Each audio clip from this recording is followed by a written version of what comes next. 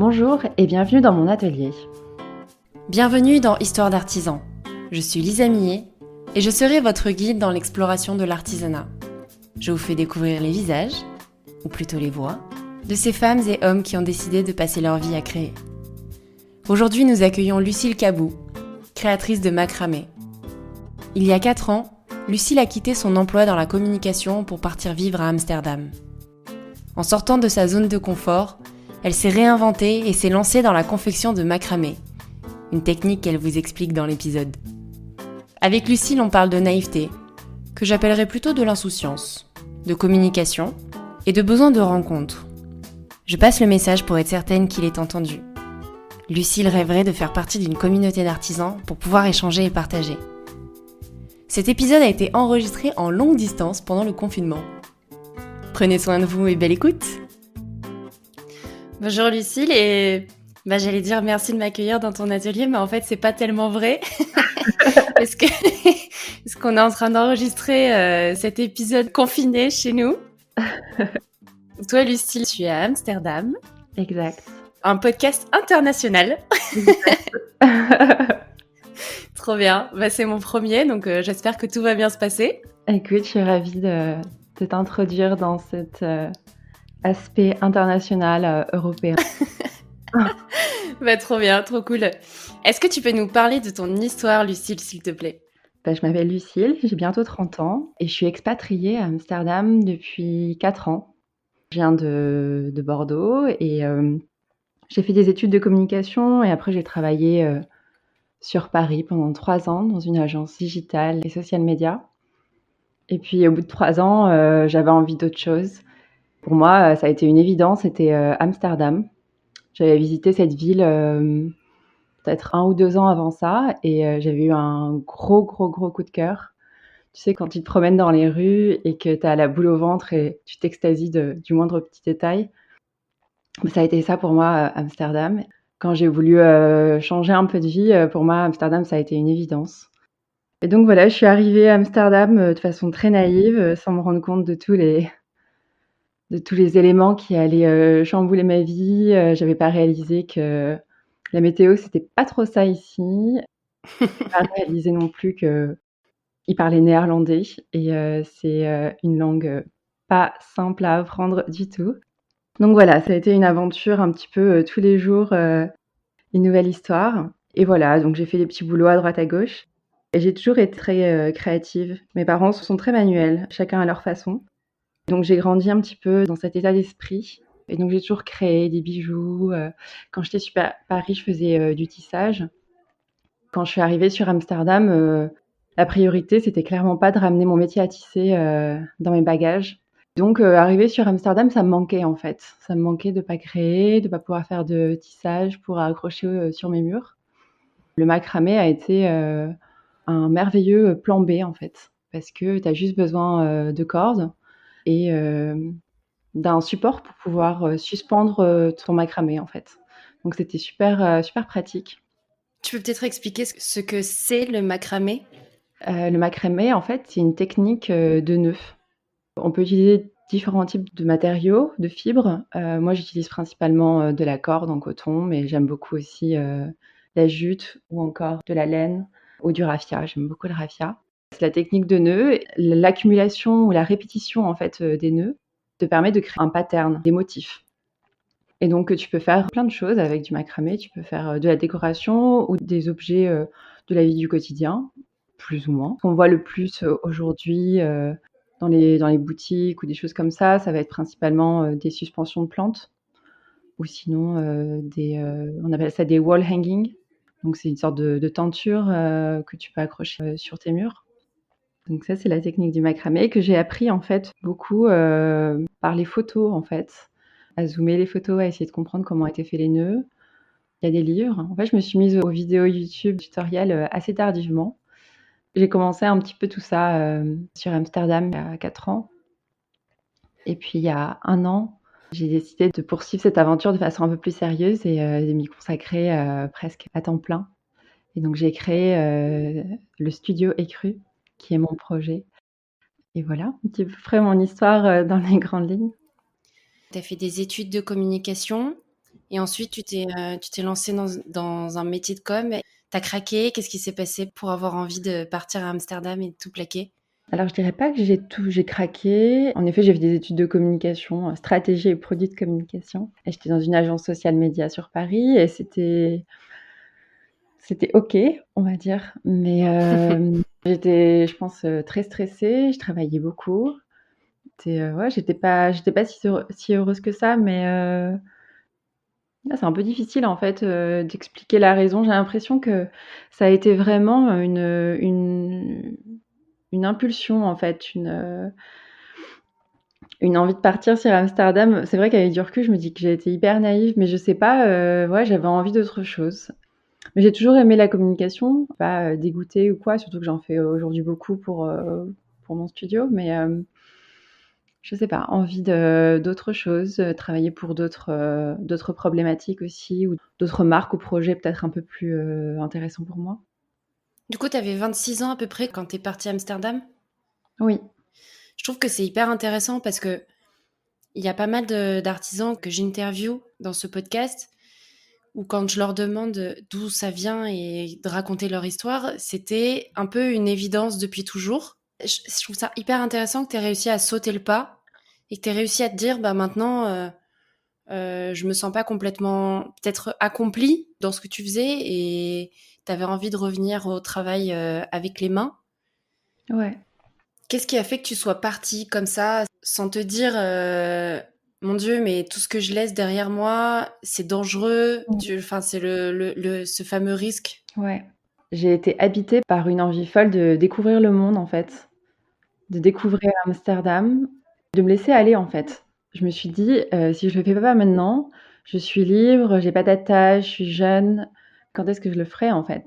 Et vraiment pour moi, toutes les possibilités étaient ouvertes. C'était, à la fois, de continuer à faire de la communication, travailler dans un restaurant ou, pourquoi pas vivre de mon art, mais honnêtement, j'y pensais pas à cette époque-là. Je pensais pas que ça serait possible, en fait. C'est la ville d'Amsterdam qui, je sais pas, je trouve qu'elle dégage quelque chose. C'est une ville créative, avec beaucoup de liberté. Et j'ai l'impression que tout le monde a un petit peu sa place pour développer des choses, en fait. À Paris, je ne me serais pas posé une seule fois la question d'être freelance ou de vivre de mon art ou de faire quelque chose de manuel. Pour moi, ça a toujours été quelque chose dans le loisir, en fait. Et Amsterdam, je sais pas, ça ouvre le champ des possibles, je trouve. C'est hyper intéressant. Ça veut dire que c'est le contexte dans lequel tu évoluais qui faisait que tu te sentais épanouie Ouais. et en sécurité.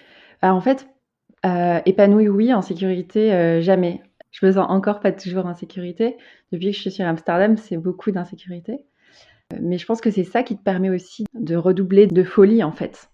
Tu te permets des choses que tu ne ferais pas, dans ton confort, en fait. Le fait d'être expatrié, tu te redécouvres, en fait. Tu fais des choses que tu n'aurais pas fait, en temps normal, dans ton pays, dans ta ville, autour de tous tes proches.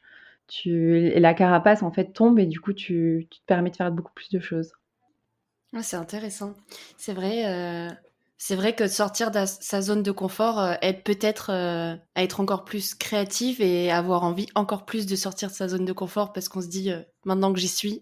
Exactement, puis en fait, au final, j'ai rien à perdre. Au pire, qu'est-ce qui se passe, en fait? Au pire, bon, bah, voilà, on repart à zéro. Au pire, je retourne, en France. Au pire, je me retrouve un petit boulot, alimentaire. Enfin, je pense qu'on arrive à retomber sur ses pas plus ou moins et ouais, d'essayer de suivre son cœur. C'est un petit peu cliché de dire ça, mais Je pense qu'il y a beaucoup de gens qui se disent j'ai pas les moyens de me lancer, j'ai trop d'impératifs, c'est trop dangereux. Je pense qu'il y a surtout l'aspect financier en fait. ouais, Amsterdam, c'est une ville chère. c'est quand même assez cher. Je dirais que c'est pas aussi cher que sur Paris, mais les loyers sont très élevés. On peut dire que c'est assez similaire. Et toi, il y a des mois où ça a été compliqué financièrement. J'ai appris, je pense, à vivre, un peu plus simplement. J'ai jamais eu de problème d'argent alors que je gagne pas des milliers des cents. Donc en gros, je travaille pour, le studio Écru et à côté, j'ai des missions de freelance encore en social media et en communication et donc oui, c'est pas toujours, très, confortable, mais j'ai jamais eu de problème, on va dire. J'arrive à m'en sortir. On revoit ses priorités un peu. Oui et puis, en fait, on arrive à vivre un peu plus simplement, en fait. Mmh. Tu vois? J'achète moins de décorations, moins de fringues. Tu choisis vraiment un bon restaurant et tu vas pas en faire 3 d'affilée ou je me sens pas, privée, en fait. C'est juste, j'essaye de consommer un peu plus intelligemment et un peu plus, consciemment, en fait. C'est marrant parce que c'est exactement la réflexion que je me fais avec cette période de confinement. On dit la croissance, mais en fait, ne serait-ce que de consommer exactement intelligemment, Ouais, on arriverait à faire travailler les entreprises qui, entre guillemets, le méritent, exact. qui font du bien, ou qui font le moins de mal à notre planète. Et nous, on aurait largement ce qu'il nous faudrait, quoi. Bien sûr. On pourrait juste se contenter de l'essentiel et il y aurait pas de toutes ces fioritures ou plein de choses auxquelles on n'a pas vraiment besoin, en fait. On s'en rend compte un peu plus tard, mais on n'a pas besoin de plein de choses superficielles, en fait. Hmm. Je suis bien d'accord. Du coup, Amsterdam, macramé, t'avais jamais fait avant? Non, enfin si, en fait. Étant petite, pendant l'été, je faisais souvent des petits bracelets brésiliens ou des bracelets en macramé. Pour moi, c'était 2 choses vraiment, différentes, hein. C'est après plus tard où j'ai réalisé que la technique et les souvenirs revenaient. Mais non, j'ai dû un peu réapprendre, une fois lancée dans cette aventure. J'ai trouvé ça hyper méditatif, en fait. C'est la répétition d'un même geste ou plus ou moins la même du même geste et c'est assez satisfaisant, en fait, parce que tu vois l'évolution assez vite et puis, l'avantage aussi, c'est que tu peux te tromper mais tu peux facilement revenir en arrière pour, rattraper, par exemple, un nœud qui n'a pas été fait correctement. Ce qui est rigolo, c'est qu'en fait, c'est au tout début la grande difficulté, c'est de couper la quantité suffisante de cordes pour s'assurer que je vais pouvoir faire le pattern ou, le design que j'avais initialement, prévu. Si la corde a été, coupée, trop courte, mais du coup, je suis bloquée, il faut tout recommencer, en fait. Donc c'est là la difficulté du macramé. On va dire que c'est toute la préparation, en fait, qui prend beaucoup de temps. Tu vas avoir, une idée, par exemple, d'un design, tu vas couper ta corde et en fait, la corde, on va l'utiliser énormément parce qu'en fait, de faire des nœuds, ça prend, de l'espace, ça prend de la corde et c'est très difficile de mesurer en amont la quantité de corde que tu as besoin, en fait. Donc c'est beaucoup d'expérimentation, beaucoup d'échecs et puis, de tout noter, d'apprendre à tout noter sur un carnet en se disant: «OK, alors là, j'ai pris 2 mètres finalement, il m'en faudrait 3 de plus» et d'essayer de réajuster au fur et à mesure. Il y a un projet qui est né suite à, entre guillemets, une bêtise de j'ai coupé trop court. Oui, beaucoup, beaucoup. Ça m'arrive souvent de faire un croquis et de pas du tout finir sur le projet initialement prévu et du coup de soit de rajouter de la corde, soit finalement de faire un modèle plus court. Bien sûr, ça arrive très souvent. Il y a du macramé partout chez toi, non? Écoute, pas tant que ça parce que je ne vis pas toute seule et du coup, j'ai pas envie, que mon appartement ressemble, à un salon, maison aisée, made in macramé. Donc non, il y en a pas mal. Je pense qu'il y a au moins 5 pièces au total, mais des plus grandes, des plus petites, ça varie et c'est pas tout le temps le même produit. Mais dans mon studio, il y en a beaucoup. Oui, parce que tu as un lieu physique pour faire ça. Exact, je loue un atelier, avec, 3 autres, artistes dans le sud d'Amsterdam et donc j'ai mon propre espace où, je peux venir là-bas pour travailler sur la communication ou la production, de mes pièces. C'est 2 autres femmes, c'est ça? Je suis avec 3 autres femmes. Elles sont néerlandaises? Non, il y en a une suisse, une iranienne et une italienne. Ah, international tout ça. Exact. Et vous êtes rencontrées comment? Ma première coloc, quand je suis arrivée sur Amsterdam, j'étais avec une des italiennes qui est dans le studio et un jour, elle m'a annoncé qu'elle cherchait quelqu'un pour, remplacer, une personne dans son studio et donc j'ai sauté sur l'occasion. Ah, trop bien. OK et vous voyez souvent? Vous collaborez ensemble? On se voit pas souvent et c'est l'une des difficultés que je peux rencontrer dans ma vie, d'artiste ou d'entrepreneuse ou je ne sais pas, quel terme utiliser, mais c'est un peu la solitude. C'est-à-dire que je partage mon atelier avec 3 autres artistes et au final, on se croise énormément. On se voit pas souvent et les problématiques sont assez différentes au final et du coup, ça me manque. Ça me manque beaucoup de pas pouvoir partager, de pas pouvoir, être conseillée, d'échanger des problématiques. C'est un peu une des difficultés que j'ai pu rencontrer. Alors je sais pas si c'est un problème dû à mon activité qui est vraiment, niche. Cramé, bon certes, On peut en voir dans les boutiques, et cetera, mais autour de moi, je connais pas, personnellement d'autres personnes, faisant la même chose. Donc peut-être que c'est la première raison et la deuxième, étant expatriée, c'est peut-être un peu plus compliqué de créer un réseau. Je sais pas, mais c'est vrai que là, c'est un petit peu, C'est frustrant. ouais, c'est frustrant parce qu'il y a tellement de choses à dire, il y a tellement de choses à partager, je rêverais de collaborer avec d'autres artistes, avec, d'autres, techniques, ça me manque et je pensais que, en arrivant dans ce studio, ça allait être un petit peu différent et finalement, on a tous nos emplois du temps et on se contacte pas en amont pour savoir, qui sera au studio ou pas. On se sent libre, en fait, donc du coup, ça arrive qu'on soit pas ensemble, au studio. Elles font quoi, elles? Alors, il y en a une qui travaille, autour du métal et des bijoux, en développant la thématique, de l'autisme. Voilà, ensuite il y a une autre personne qui est à la fois traductrice et aussi elle fait de la couture un peu pour le plaisir. Et la dernière, l'italienne, travaille, dans l'art un petit peu, abstrait. Elle fait beaucoup d'expérimentations autour de la biologie, du plastique, du tissu, comment transformer, les formes, ouais, c'est un petit peu abstrait, mais elles sont toutes les 3 issues, de l'académie, Rietveld, qui est une école d'art assez réputée, aux Pays-Bas. OK. Vous pourriez faire des projets en commun, s'il y avait une meilleure communication. Ouais, exact. Mais on lance un appel à tous les artisans qui écoutent ce podcast. Lucille, si je me trompe pas, tu viens souvent, sur Paris? Ouais, ça m'arrive assez souvent. Paris, Bordeaux, vous pouvez la contacter. Studio Écru avec un K. Exact. Bah écoute, j'espère que ça va marcher. J'en profite parce qu'à la base, en fait, c'est comme ça qu'on s'est rencontrées toutes les deux. Tu me demandais si j'avais pas des contacts. Tu voulais qu'on discute pour parler communauté d'artisans. Et moi, je t'avais parlé de Artisans d'avenir, Oui. qui est une association d'accompagnement aux artisans sur plein de domaines différents. C'est vraiment top comme association. Donc je le conseille à tous les artisans qui m'écoutent. Ça peut être une belle opportunité justement de créer une communauté autour de soi. Non, c'est super.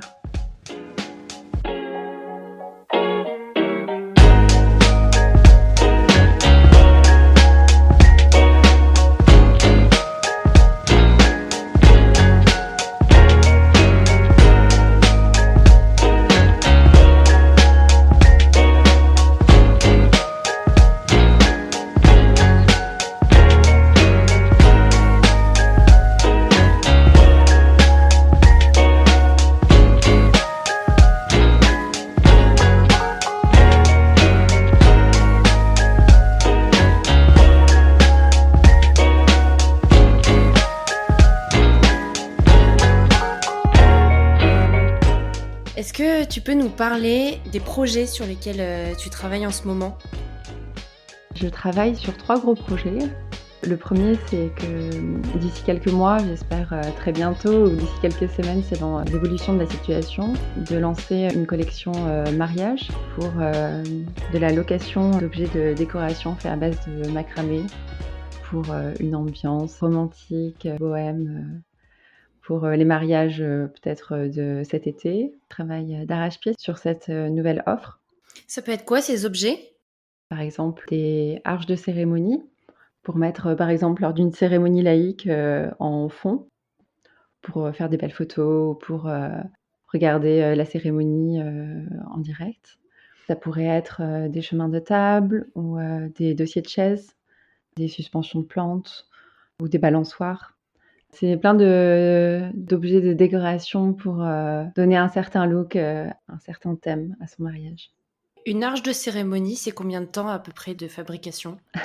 Ça prend du temps, ça prend plusieurs jours. Je dirais que c'est plusieurs jours, voire une semaine, selon, la grandeur, de l'arche. J'en ai fait notamment un l'année dernière pour un mariage en France. Bah, c'est difficile en fait de se rendre compte exactement, du nombre d'heures parce que, voilà, c'est un petit peu décousu par moment, mais, je dirais que c'est environ 4-5 jours de travail minimum. Est-ce qu'il y a une problématique de mes mains fatiguent à force de manipuler la corde? Quand je travaille avec du coton, je n'ai pas vraiment, ce problème. Par contre, c'est mon dos. qui peut être douloureux en termes de position. Mais au niveau des mains, je vois pas vraiment cette problématique, non. Et donc, tu disais, tu as d'autres projets à part l'environnement mariage? Alors oui, comme autre projet, en fait, depuis plus d'un an, j'enseigne le macramé à d'autres personnes, à la fois sur Amsterdam comme sur Paris. Mes workshops ont été annulés à cause de cette période de confinement et donc j'ai décidé de développer un peu plus cette offre d'enseignement et donc j'ai des cours en ligne qui vont sortir d'ici peu pour pouvoir apprendre à réaliser des objets que j'ai imaginés en macramé via des vidéos explicatives. Ok, trop bien. Ce sera sur quelle plateforme? D'ici quelques jours, je vais offrir une première vidéo tutoriel qui sera disponible sur mon compte Instagram et les prochaines seront disponibles sur mon site internet. En accès payant.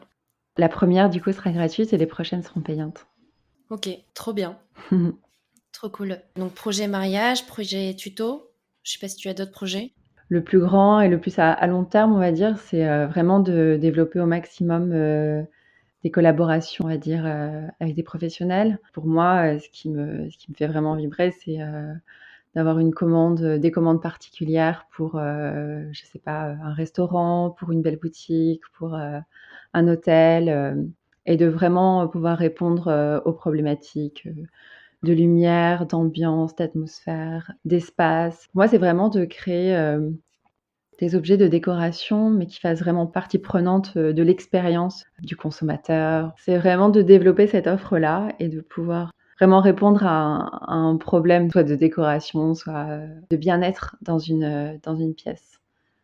Et donc, j'en viens à la question qui est un peu naturelle suite à ça, c'est quel est ton business model? Parce que du coup, tu me dis que tu as envie de travailler avec les particuliers et les professionnels. Toi, dans l'avenir, tu te vois, je sais pas si tu t'es fait une idée de je travaille à 80% avec particuliers, 20% professionnels, ou inversement, ou que professionnels. Comment t'imagines ça? J'aimerais, que ce soit, une majorité, je pense, auprès des professionnels, parce que les projets sont souvent un peu plus ambitieux, peut-être. J'aime énormément travailler sur des grandes pièces. Je trouve ça hyper, satisfaisant et challengeant aussi. Donc je pense que c'est pour ça que travailler pour des professionnels, ça s'inscrirait un petit peu plus dans cette idée-là. Donc je pense que ça serait un gros pourcentage sur le total de mon business model et également, j'adore enseigner. Je pensais vraiment pas dire ça un jour et je pensais pas apprécier, ce partage de connaissances. C'est vraiment un moment, privilégié et important pour moi et j'ai vraiment envie de continuer dans cette optique-là. Super. Et c'est possible ça à Amsterdam? D'enseigner? Ouais. Bah, en fait, j'ai commencé sur Amsterdam, notamment dans 2 espaces. Une boutique de plantes qui est magnifique, qui s'appelle Wilderness. C'est une petite jungle et en fait, ils m'ont contactée, il y a 1 an pour, faire mon tout premier workshop.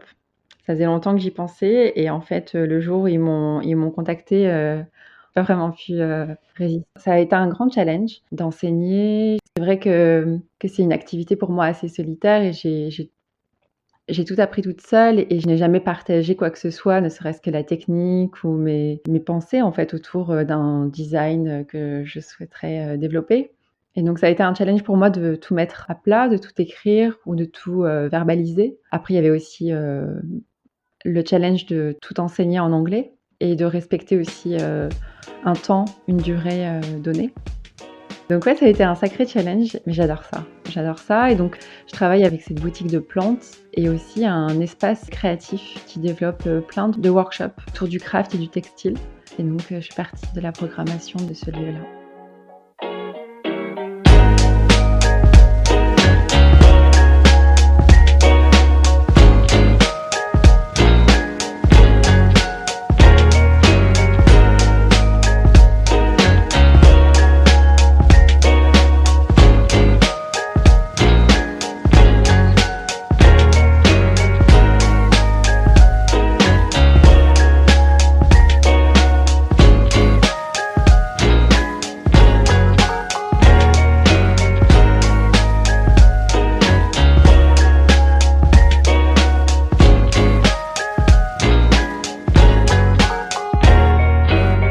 Est-ce que tu as une anecdote à nous raconter?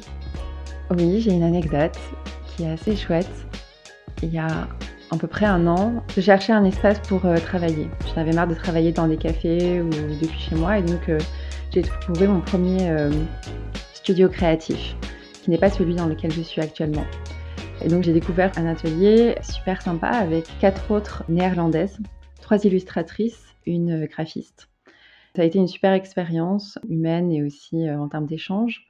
Mais le lieu était un petit peu petit, donc je ne suis pas restée. Et il se trouve qu'en fait, parmi ces 4 néerlandaises, 2 de ces filles-là travaillaient pour un magazine qui s'appelle Flow Magazine. Je ne sais pas si ça vous parle, mais c'est un magazine sur la créativité, le développement personnel. C'est un magazine d'origine néerlandaise qui existe aussi en France. Et j'ai toujours adoré ce magazine-là. Et donc ces 2 nanas travaillent de façon régulière pour cette rédaction. Et un jour, l'une des graphistes a partagé mon compte Instagram à la rédaction parce qu'elle trouvait qu'il y avait un match vraiment parfait en termes de ligne édito. Et du coup, quelques mois après, la rédaction m'a contactée pour m'interviewer. Et du coup, tout s'est enchaîné assez rapidement. Voilà, il y a eu une directrice artistique, une photographe, une maquilleuse qui ont tous débarqué dans mon studio et j'ai dû faire une interview en anglais pour ce magazine. Et l'édition néerlandaise est sortie ce mois-ci d'ailleurs. Ça a été assez inattendu en fait de rencontrer des personnes, de trouver un espace super créatif, de se rendre compte de fil en aiguille, de bouche à oreille, qu'en fait on peut atterrir dans un des magazines qu'on a toujours apprécié. C'est une bonne expérience. C'est un peu saisir toutes les chances qui se présentent à nous, en fait. Ouais, complètement. Si quelqu'un veut vous parler, si vous rencontrez quelqu'un, ça peut déboucher à des beaux projets. Toujours dire oui, en fait. Exactement et en fait, au pire, c'est juste un agréable échange avec quelqu'un. S'il y a d'autres projets qui mènent à ça, c'est super et si c'est pas le cas, c'est pas grave, en fait. Je cherchais absolument pas à avoir cet article, dans ce magazine et en fait, c'est fait de façon, naturelle et en fait, c'est super chouette de rencontrer toutes ces personnes-là et de voir un petit peu, les backstage d'un interview, en fait, de l'édition. Trop bien. Ça a eu un impact sur ton business? J'ai eu, une commande récemment et j'ai eu beaucoup de nouveaux abonnés, sur mon compte Instagram. Donc c'est pas mal. C'est surtout si tu as envie de travailler avec des professionnels, pouvoir leur montrer ton interview, ça crédibilise ta marque, en fait. C'est Complètement, vraiment de l'image de marque plus que de l'acquisition, complètement. directe. Ouais, carrément. Quels sont les challenges que tu rencontres? L'un des premiers challenges que je rencontre, c'est la partie communication. Je passe beaucoup de temps à travailler, mon compte Instagram, mon site internet, mon compte Facebook ou LinkedIn. Pour moi, c'est vraiment une partie, essentielle dans le sens où, c'est notre vitrine. N'ayant pas de boutique, physique, c'est hyper important. Après, j'ai toujours beaucoup aimé, la photographie, la communication et donc pour moi, c'est vraiment, une partie de plaisir et c'est beaucoup, de créativité à ce niveau-là aussi, de varier les contenus, de varier, les points de vue, donc ça, moi, j'adore ça, mais c'est aussi un gros challenge de savoir, qu'est-ce qui plaît, qu'est-ce qui est intéressant, en fait et je suis toujours partagée entre partager à la fois, le processus créatif, les doutes, de questionner, quel produit ils préfèrent ou quelle, couleur, je pourrais mettre, dans cette, teinture. Ça, j'aime beaucoup faire ça et j'aime beaucoup, partager un peu les backstage du studio Écru et en même temps, en souhaitant travailler avec des professionnels, je ne sais pas si c'est la bonne façon de faire aussi. De trouver en fait l'équilibre et de montrer aussi une image d'une marque un peu plus lisse, d'une marque forte, clean, de pas montrer, l'arrière-boutique, quoi.